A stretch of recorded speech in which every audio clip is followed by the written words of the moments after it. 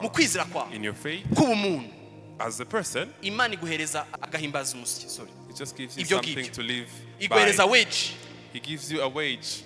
Igwa wage He gives you a wage yuko wagerageje kwizera, because you tried your imbaraga faith zawe wagerageje kwizera. in your mightiness and strength. Ariko You kwizera ko tried mu buryo faith. bw'Imana But in God's kind of nta faith, mashimwe ugiramo, you do not have testimony. kuko ikintu cyonyine abantu bareba Because the only thing that people bavuga ngo Imana see, irakomeye koko, they see that God is ntabwo great. bakumentioninga, They do not mention ntabwo you. bakuvuga. They don't speak of your Ni name. kwa kwizera Because in kuriho God, kugira ngo kwerekane gusa icyubahiro cy'Imana. that faith is only there for putting God's Iyo ushaka glory kugenderamo ku kwizera ko mu buryo at bw'Imana, a good manifestation. Because if you want to walk ugomba with gupfa. God's kind of faith, Ntacyo bari you need to bukuvuge. die. You need to die. They did not speak of your name. ngo nabambanye na Kristo I was crucified ariko with sinjye Jesus, uriho. but I did Mbere not yuko live. avuga yuko kwizera afite abayeho agendamo ko mwana w'Imana, yabanje gukonjiga verbe ngo njye nabanje ndapfa, nabanje ndabambwa, ko ibisiga bijye kwa mu buzima bwanjye. It's only for the glory. Ku buryo Yesu yagiye mu birenze n'ibyo asize ategetse, ariko abikoresha Paulo n'ibyo atakoze.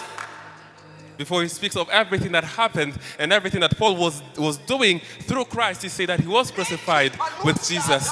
So his name does not come, and people know of his name, but of God, of the faith he Ibintu was byose living. intumwa zakoraga Now everything that the apostles was zari doing, zifite prototype they had a prototype bigana of things they y'ibyo could Yesu look yakoze. and imitate of what Jesus has Petero ashobora done. kugenda Now Peter could go, bakarambika abarwayi and then they ku lay muhanda hands. ahantu ari guca, They lay ku hands. muhanda bari gucamo Now on the street they were passing by, abantu bagakira and people will get kubera ko healed igicucu cye cyabakizaga. because his shadow could heal them. Yabikoraga Now he could do kuko that yabonye Yesu because he saw Jesus. batereka abarwayi mu nzira, People were laid on the abantu streets, bakagenda bakora ku mwenda we, and people would touch on his ariko garment. Paulo ibyo yakoze But Paul nta prototype n'imwe Paul did not see no mu any buzima bwa example, Yesu, even in the life of Jesus, kuko because yapfuye he was dead, atagihari, and then he was Umuntu no wenyine longer uriho there. The only person ni living Kristo. was Christ, kandi kuko ari uhari and Christ was there. ashobora kudemontra He could demonstrate kwizera kwe, and manifest his own akamukoresha ibintu faith, and then wenyine ari bukuramo icyubahiro, he'll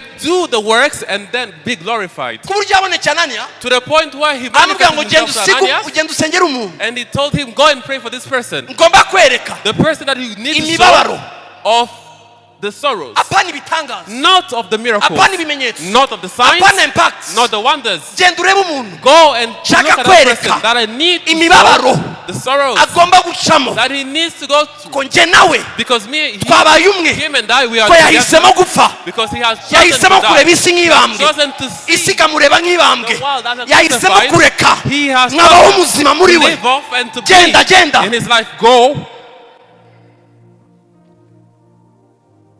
komeza ubeho kuduwage tw'Imana, Keep living on the wages of God. genda ashaka kubaho No, kubw'icyubahiro I cye, want to live by his glory. mu gihe abandi bari bafite prototype When y'igitangaza. others have had examples or prototypes of Paulo nta miracles, prototype yari afite, miracles did not have any example. igitangaza cyonyine yakoraga, The only miracle he could do, yageze ahantu he got to a point, yabwiraga abantu he could tell people, muzane udutambaro. now bring your garments. Paulo Paul, wabyize, where did you study that from? Where did Basic you even see teachings. that? Basic Wazikuye. teachings? Where did you study that from?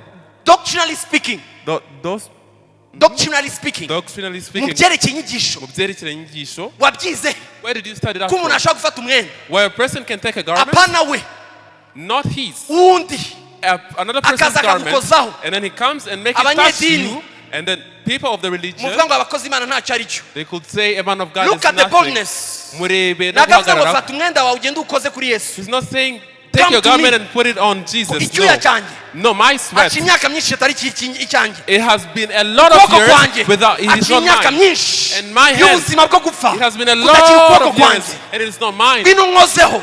When it touched me, Paulo ni wenyine Paul wasobanukiwe was the only person ibyo Yesu yavuze, who understood what Jesus muzakora said, nk'ibyo nakoze. that you shall do what I had done. Paulo ntiyakoze ibyo Yesu yakoze. Paul did not do what Jesus had done.